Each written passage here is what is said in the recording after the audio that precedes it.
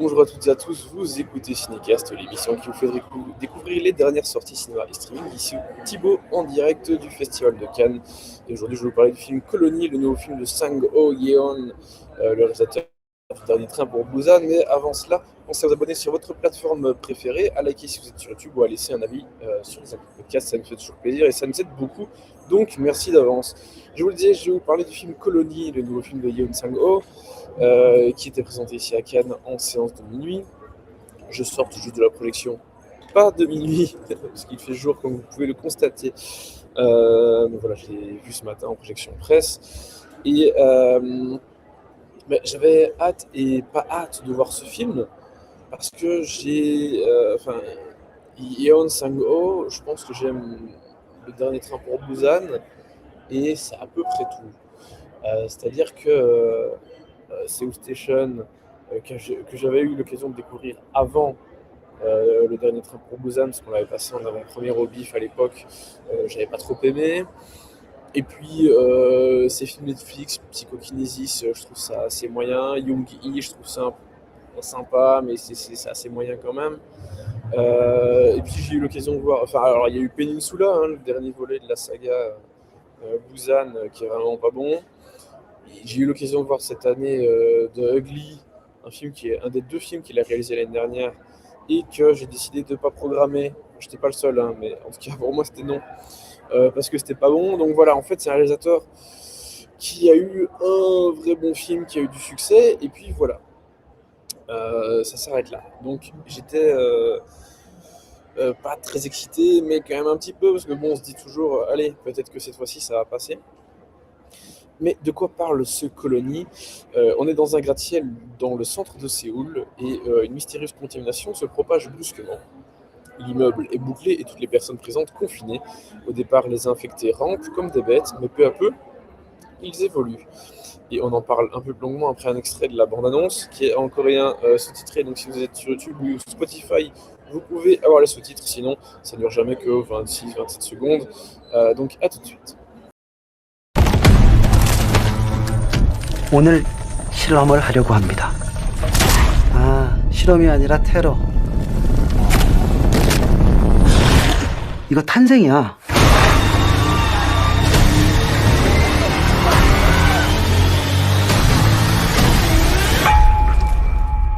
새로운 인류의 탄생.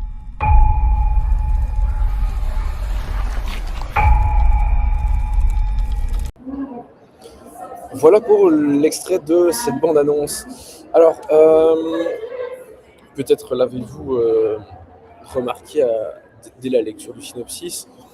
Ce qui est intéressant, c'est qu'on a donc cette espèce de... ce film de zombies, c'est un film de zombies très clairement, avec des zombies un peu particuliers, puisqu'ils vont avoir cette tendance à évoluer. Et c'est là le concept hyper intéressant du film. C'est pas juste le fait qu'ils évoluent, c'est qu'il y a vraiment toute une construction autour de cela. C'est-à-dire que, en fait, ces zombies ont été créés à cause d'un virus créé par un biologiste euh, qui va essayer de développer les capacités de communication des humains, mais vraiment différemment.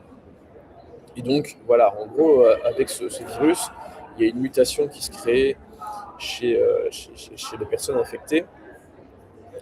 Et cette mutation rend vraiment le concept du film très intéressant.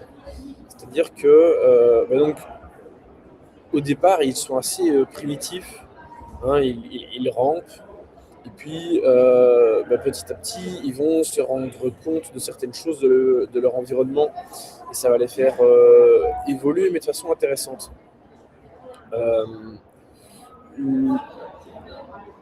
Ce qui fait que, en fait, toute la partie où les gens qui vont être, les personnes humaines qui sont dans ce bâtiment, qui vont être confrontées à ces zombies, elles vont devoir s'adapter aussi. Parce que c'est là, c'est là la chose intéressante, c'est que bien sûr, il y a donc ces zombies qui vont comprendre petit à petit que telle chose, en fait, c'est pas un humain. Mais aussi inversement, les humains qui vont devoir comprendre comment, enfin, par rapport à quoi les zombies s'adaptent aussi. histoire que eux puissent aussi un petit peu anticiper et les réactions des zombies et se dire tiens, on va pouvoir s'en sortir de telle façon ou de telle façon. Et puis en plus, il y a un autre élément qui rend le concept du film très cool, c'est que ces zombies sont contrôlés un petit peu par un alpha, qui a tout un fonctionnement autour de la communication de ces zombies qui rend leur évolution possible et intéressante. C'est-à-dire qu'ils vont communiquer un petit peu comme des fourmis.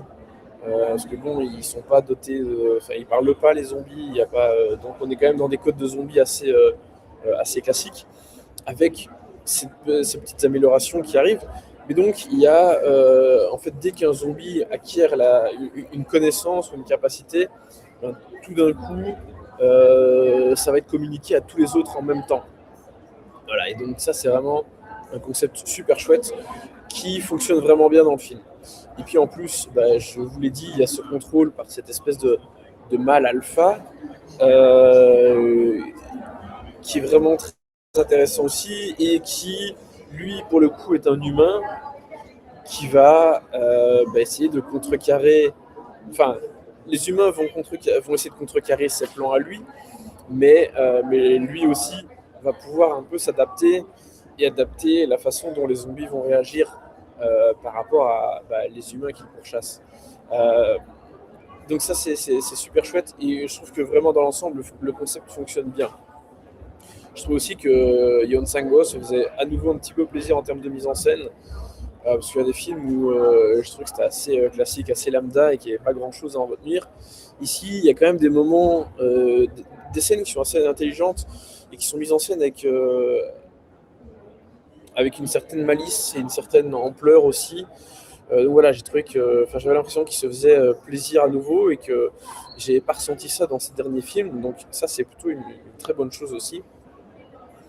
Et voilà, et dans l'ensemble, je trouve que le film, au-delà du fait que c'est un film de zombies, que les zombies sont cool, que le concept est cool, etc., on a des personnages qui, certes, ont parfois un peu du mal à exister parce que bon, c'est un film de zombies. Hein.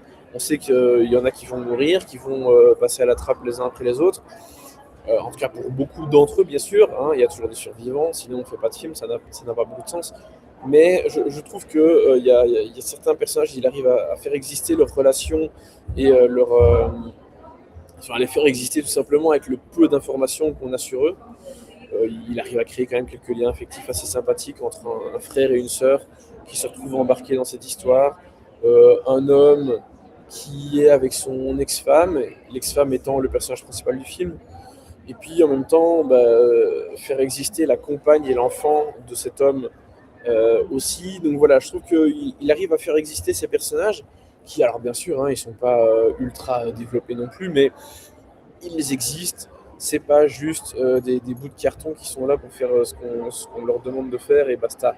Non, ils ont un petit peu de présence, ils ont un petit peu de prestance aussi. Et vraiment, le personnage principal, je la trouve vraiment chouette, cette biologiste, qui voilà, est un peu la personne qui va réussir à comprendre le fonctionnement des zombies et permettre au groupe d'humains survivants d'essayer de s'en sortir. Donc, voilà. Par contre, il y a quand même quelques petits points négatifs, et c'est plutôt au niveau principalement de l'écriture. C'est-à-dire que la façon dont les personnages, dont les humains vont comprendre certaines choses, la façon dont ils vont se passer les informations, je trouve que c'est pas toujours très fin, très intelligent, et ça, c'est un point qui rejoint l'écriture de manière générale. Bah, c'est notamment à cause du fait que certains dialogues sont un peu risibles et pas très malins. Et donc bon, on a un petit peu tendance à pouffer de rire quand on apprend, quand on voit un extrait à la télévision d'un truc qui se passe et qui est expliqué aux autres. Bon, ok, d'accord. Et puis quand les personnages comprennent un truc que nous, en tant que spectateurs, on l'a déjà compris, mais que eux auraient pu le comprendre à ce moment-là aussi, c'est un petit peu dommage. Et je trouve que pour le coup, ça fait un petit peu facilité, mais bizarrement à retardement, ce qui est un peu paradoxal. Parce qu'il y a des choses qu'on comprend très vite, parce que voilà, c'est devant nos yeux, et eux pourraient le comprendre aussi. Alors après, on peut l'excuser un petit peu, parce que voilà, ils sont dans le feu de l'action, ils n'ont pas On réagit pas et on comprend pas les choses de la même façon si on est très occupé par quelque chose. Mais voilà, je trouvais qu'il y avait quelques petits moments qui étaient un petit peu ratés à ce niveau-là et c'est dommage. Et puis dernière chose, je trouve que le film est un petit peu long quand même, il dure 2 heures.